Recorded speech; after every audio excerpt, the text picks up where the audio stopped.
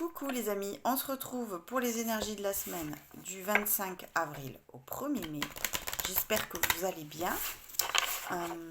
Ok, notez que samedi, il y a quand même une nouvelle lune. Et puis, on va voir ça avec les arcanes majeurs du Petit Villeneuve. Quel est le message ici? On veut bien nous délivrer. S'il vous plaît, merci.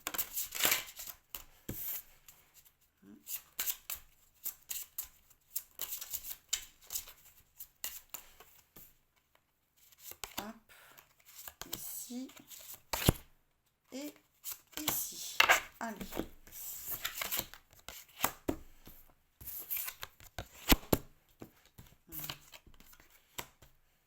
D'accord. On a les amoureux. On a le monde. La force. Ok. En dos de deck, on a la justice. Ok. Alors, qu'est-ce qu'on nous dit ici? Alors, ici, les amoureux, c'est souvent considéré comme la carte du choix, comme la carte de la dualité qui nous propose un petit peu d'être responsable dans notre choix quand on est dans un carrefour de vie. En tout cas, ici, je la vois différemment. Je la vois plutôt comme une partie de nous qu'on vient recontacter du bout des doigts. Quelque chose d'inconscient, quelque chose, une part de nous qu'on a peut-être laissé de côté, qu'on a peut-être laissé, pas s'exprimer. Et c'est comme si on recontactait à travers quelque chose de puissant quand même, à travers un éveil, à travers une prise de conscience assez forte, cette part de nous qui nous appelle, cette part de nous qui dort un petit peu dans l'obscurité. Et cette semaine, j'ai l'impression qu'on vient la toucher du doigt, qu'on vient la regarder, qu'on vient lui porter notre attention. Et d'accord, ce couple-là qui se regarde et qui communique à travers les mains, ici, en fait se transforme après dans ce duo. Alors là, c'est deux femmes, mais peu importe. C'est comme si cette partie de nous qu'on vient contacter à l'intérieur de nous vient au niveau de l'énergie, ce qui est vécu intérieurement va venir se dégager dans la matière, dans le concret, avec cette dynamique de ce que je touche du bout des doigts ici, avec les mains, je l'inscris et je le retourne vers l'extérieur. Je montre un petit peu, c'est ça le message, ce que j'ai contacté en moi qui était peut-être obscur, qui était inconscient, je viens le montrer à l'extérieur, je viens l'exprimer à l'extérieur. Donc quelque chose, on dirait qu'elles font de la danse ici, donc dans quelque chose de, avec ce symbolisme du feu, quelque chose de vivant, quelque chose de, de l'ordre du plaisir et du désir, et ce mouvement comme ça de je contacte du bout des doigts et j'exprime, voilà, j'exprime avec mes mains, vous interprétez à votre manière, mais j'exprime et je retourne vers le monde extérieur ce que j'ai contacté en moi.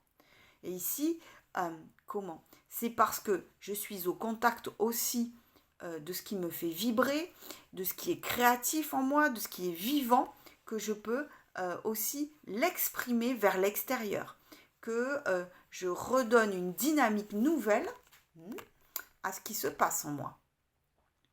De manière plus traditionnelle, on pourrait dire que c'est parce que je fais un choix précis, un choix symbolique aussi, dans une situation concrète, que je peux clôturer un cycle, que je peux imprimer un nouveau mouvement dans ma vie, parce que j'ai fait le tour de la question, ici aussi.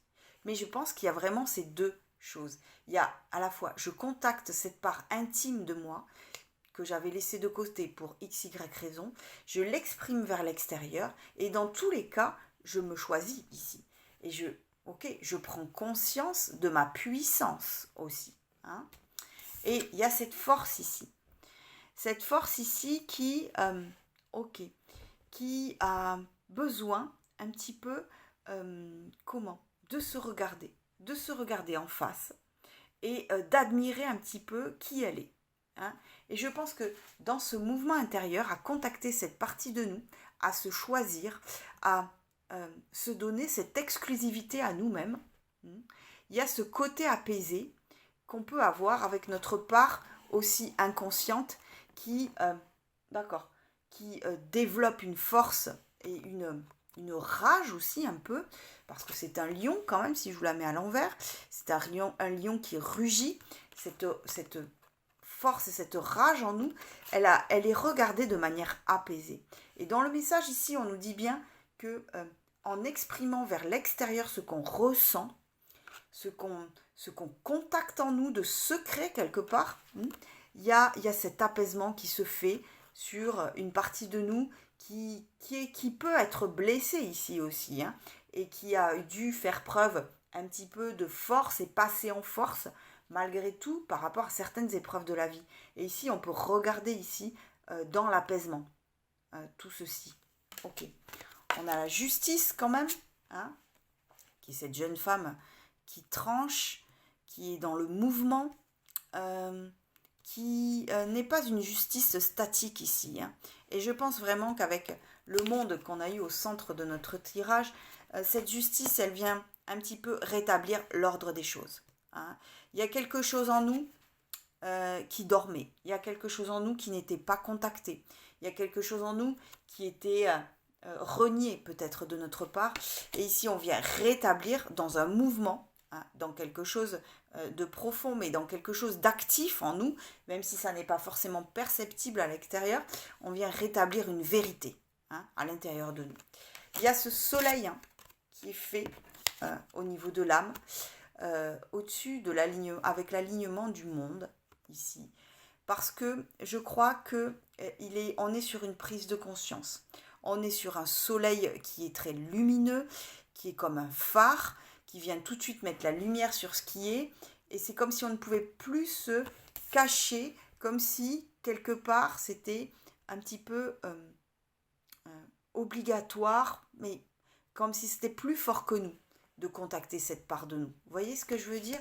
Et ce soleil vient nous en apprendre sur nous. Ce soleil vient nous réchauffer aussi, par le fait de nous dire que tout ceci est ok. Cette part de toi inconsciente que tu contactes, cette faculté que tu as mis de côté, cette connaissance ancestrale que tu as oubliée, que tu recontactes, ok. C'est ok. C'est ton soleil, c'est ton feu. Ton feu intérieur est en train de s'exprimer. Et dans cette expression de toi, tu es créatif, et tu imprimes vers le monde extérieur ce mouvement qui se passe en toi. Et dans la matière, on a le diable. Le diable qui porte des masques, le diable qui joue la comédie, le diable qui s'amuse un petit peu, à maîtriser quelque part aussi les rôles qu'on peut avoir dans la vie, parce qu'on est obligé de jouer des rôles quelque part aussi. Et ici, ce diable un petit peu, il regarde ses masques et j'ai l'impression qu'il se dit lui-même que ça n'est plus forcément d'actualité ici. C'est un diable un peu particulier dans le petit Villeneuve. C'est comme s'il avait à disposition beaucoup de facettes, ok, qu'aujourd'hui il en avait 2 à dispo et finalement il n'y en a aucun des 2 qui lui correspond et il porte lui-même un petit masque ici doré et j'ai l'impression ici qu'il y a une volonté dans ce diable de maîtriser tout ça. Il y a une volonté d'être un petit peu dans quelque chose de... C'est pas la force, mais c'est... je suis au contact charnel de ce qui se passe en moi. Je sais très bien quand est-ce que je porte des masques. Je sais très bien quand j'abuse d'une situation. Je sais très bien quand je joue aussi. Parce que le diable est un farceur, est un joueur aussi. Quand est-ce que je joue ? Et dans cette nouvelle dynamique qui se passe à l'intérieur de moi, j'ai plus envie d'être dans la maîtrise concrète, dans l'accueil profond dans mon corps, plutôt que de porter ces masques ici. C'est comme ça que je le vois ici, ce diable. C'est pas forcément une interprétation classique, mais peu importe, je le ressens hésitant sur le fait de choisir un masque. Je le ressens plutôt dans la volonté de les jeter et d'assumer hein, ce diable qui assume pleinement ce qui se passe intérieurement, ce mouvement intérieur, cette volonté d'imprimer et d'exprimer à l'extérieur qui il est dans cette part qui est recontactée, dans cette part inconsciente qui est recontactée, et avec cette force qui est apaisée, avec ce mouvement où on peut s'accueillir tel qu'on est. D'accord, parce que on est en train vraiment de contacter ce feu intérieur, tout simplement. Hein, je ne sais pas comment dire. Je ne vais pas surcommenter ce tirage. Je pense qu'il est assez clair. D'accord. J'ai envie de voir un petit peu qu'est-ce qui dormait en nous. Hein, quelle est cette part de nous, ok, qui dormait, qui faisait tranquillement dodo, quelque part, et puis qui vient un petit peu se révéler ici, comme ça, dans une prise de conscience. J'ai pas la sensation que ça soit un élément extérieur ici qui vienne nous mettre en contact avec cette part de nous. C'est plutôt vraiment une prise de conscience. Ok, mais peu importe. On va voir ici quelle est cette part de nous qui dormait et qui se réveille un petit peu. Hein. J'ai envie de voir ici. Qu'est-ce qu'on peut nous dire?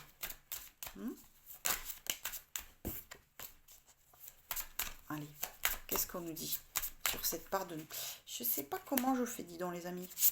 Peut-être faire une pyramide. Tiens, ça me dit ça. Petite pyramide avec la triade. Ça fait toujours plaisir. Ok. D'accord. Ok. Et ici. D'accord. Ok.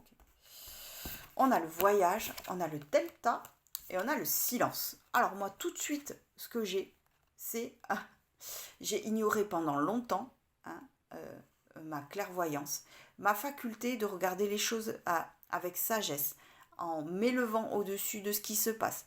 J'ai souvent occulté mon intuition. J'ai préféré donner quelque part la priorité et le pouvoir aux autres, aux faits matériels concrets, plutôt qu'à mon intuition. J'ai souvent occulté ceci avec le silence, comme si toute cette musique intérieure qui était autant d'intuition, autant de vie intérieure, je l'ai tue parce que je n'avais pas confiance en moi, parce que je ne savais pas me repérer, parce que je n'avais pas embarqué dans cette confiance en moi, à savoir me repérer. Et ce qui a dormi en moi, c'est de souvent m'écarter de ma propre intuition pour laisser parler la vie, les événements, les autres, peu importe. Mais j'ai souvent mis de côté ma musique intérieure, ma conscience, toutes ces choses que je touche un petit peu du doigt avec mon troisième œil, je l'ai souvent occulté parce que j'avais peur de me diriger à ma propre lumière, ici. Hein. On nous dit que cette intuition, cette intuition, presque cette sagesse intérieure qu'on a pu occulter aussi, c'est parce qu'aussi on n'arrivait pas aussi à regarder les choses en détail. Hein. Quelque part en nous, il y avait la peur de voir les choses telles qu'elles sont, plus en détail, plus en subtilité. Et que en nous, quelque part, ici, on nous dit bien que recontacter ce delta, recontacter ce troisième œil, recontacter son intuition, c'est une clé, et que c'est une clé qu'on ne peut plus occulter parce qu'on a mis le doigt dessus, et que c'est ça un petit peu qui va nous permettre de nous repérer, qui va nous permettre de nous faire confiance, qui va nous permettre d'évoluer en toute indépendance. Et ici, cette clé, elle n'est pas là pour rien, c'est parce que il y a vraiment le fait ici de je sais pas, avec cette aiguille là, il y a le fait de comprendre à quel point on peut être fin dans notre analyse. on peut être fin et subtil. Et que ici, ce qui est mis en lumière avec cette intuition retrouvée, c'est notre capacité d'analyser les choses qui nous donne des solutions, qui nous donne la clé de notre destin, qui nous permet de nous orienter et qui nous permet un petit peu aussi, c'est une forme de protection aussi, hein, que d'avoir cette clairvoyance, cette clairguidance sur ce qui se déroule dans notre parcours de vie. Ok. Et tout là-haut, on a eu la bénédiction. Alors, elle veut dire plusieurs choses ici, hein. Je pense ici, parce qu'à la base, on a le delta et en haut, on a la bénédiction. Souvent, ce qui a pu dormir en nous, c'est cette faculté de regarder les choses, hein, avec peut-être plus de bienveillance pour nous, à regarder les choses de manière positive et à écouter et entendre et voir les signes de nos anges gardiens, de notre âme. Appelez-les comme vous voulez. Mais en tout cas, de regarder un petit peu les signes qui nous disent « mais c'est par ici que ça se passe ». Et très souvent, je pense ici, qu'on a occulté alors qu'on avait l'information, qu'on avait cette intuition, on a occulté le fait d'entendre et de comprendre et de décrypter aussi, avec la nécessité de décrypter les signes et les messages de nos guides, hein, et d'occulter quelque part le chemin qui nous était proposé ici. Et je pense ici qu'on retrouve quand même cette intuition, qu'on retrouve cette clairvoyance comme une bénédiction, comme quelque chose qui va pouvoir nous donner cette indépendance et de voir les choses du début jusqu'à la fin, les tenants et les aboutissants de l'alpha à l'oméga. Et quelque part aussi de comprendre, hein, que c'est par le regard qu'on pose sur les événements de la vie, sur nous-mêmes, sur ce qui se passe en nous et autour de nous, qu'on peut bien voir les possibles qui se proposent dans notre vie. Et ici, je crois qu'on retrouve cette intuition pour savoir se diriger, pour savoir s'orienter. Hein, clairement, ici, c'est vraiment ça que j'ai. Ok, d'accord, intéressant. Assez parlant. Très bien, ok. On va voir peut-être qu'est-ce qui se dessine dans la matière ici, hein. De quoi ça nous parle au niveau des événements purs, hein. Qu'est-ce qu'on nous propose ici qui peut se dérouler pour chez nous? Pour chez nous. Je ne sais pas pourquoi j'ai dit ça, pour chez nous, mais enfin, c'est pas grave. Peu importe. Allez, de quoi on nous parle ici en termes d'événements, s'il vous plaît. Hop. Et ici.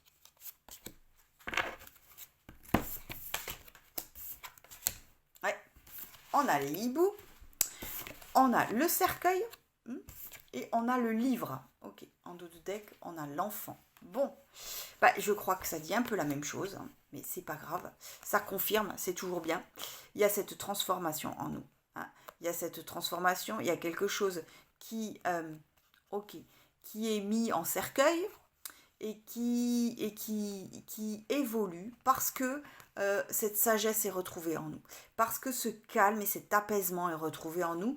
Et ainsi, c'est parce qu'on est dans cet accueil et aussi parce qu'il y a quelque chose qui est vraiment apaisé, comme cette force qu'on a eue, qui pouvait enfin se regarder tranquillement, sans se juger. Quelque part, dans cette sagesse qui est retrouvée, on peut faire le deuil.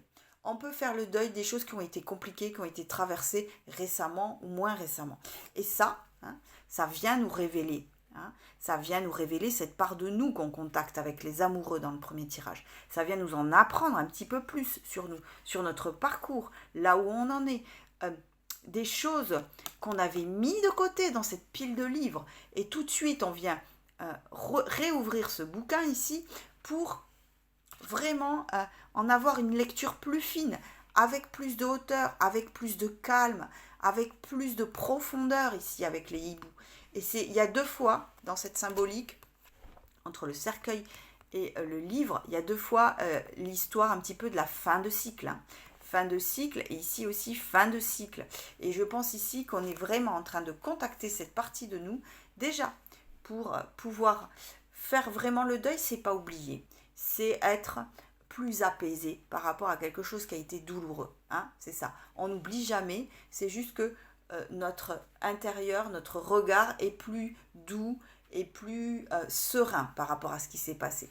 Et ici, on va pouvoir avoir non seulement la lecture de ce qui est en train de s'évacuer en nous, mais aussi hein, cette part inconsciente de nous qu'on vient ressaisir, hein, vraiment, ici.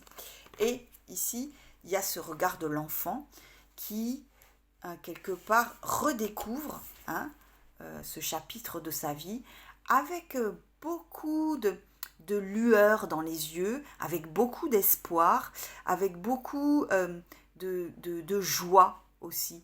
Et je crois ici que même si on recontacte une partie de nous qui peut paraître sombre, qui peut paraître un petit peu comme ça dérangeante, ici, cette énergie de l'enfant, elle nous dit que quelque part, ici, on pose un regard neuf, aussi, nouveau, et un regard innocent et un regard avec beaucoup de lumière et d'espoir sur ce qui est dévoilé.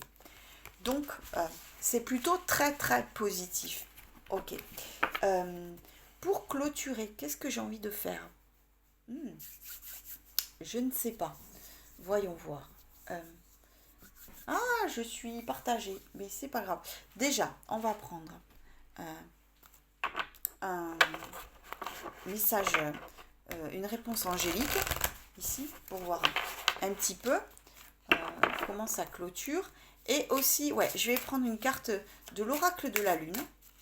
Et comme ça, pour voir un petit peu aussi, ok, ce qu'elle veut nous dire pour conclure, tout simplement. Voilà, on va pas chercher plus loin.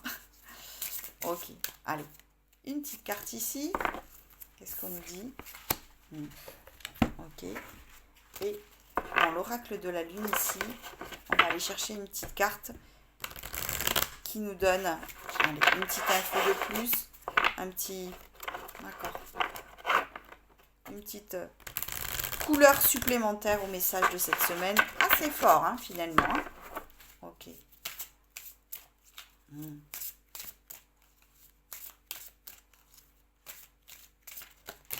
Hop là, elle a sauté. Alors, on a eu agissez, hein, et en doute dès que vous êtes prêts. Ouais. Je pense ici que vraiment, ça nous parle aussi de cette carte du monde qui se retourne, qui se tourne vers l'extérieur et qui vient exprimer qui elle est. On nous dit, vous êtes prêts et agissez. Ça veut dire, hein, ok, reprenez hein, le contrôle de votre vie, reprenez les rênes et puis laissez-vous porter par ce qui est contacté en vous. Vous êtes prêts à recontacter cette partie en vous et vous êtes prêts à vous laisser guider par cette partie, par cette part inconsciente. Et puis on a eu cette jolie carte de la foi. Hein. La foi ici avec cette femme enceinte, okay, qui porte la vie. Et je pense ici que quelque part, il y a c'est un petit peu comme la carte de l'enfant qui a beaucoup d'espoir. Ici, on nous parle de notre foi intérieure. On nous parle de porter et de chérir ce dont on a pris conscience cette semaine avec foi et de le porter en toute bienveillance comme si on allait l'accoucher aussi. Hein, avec beaucoup de rondeur, avec beaucoup de finesse et de féminin dans l'énergie et de la porter comme si c'était, oui, voilà, comme si c'était un enfant qu'on allait mettre au monde.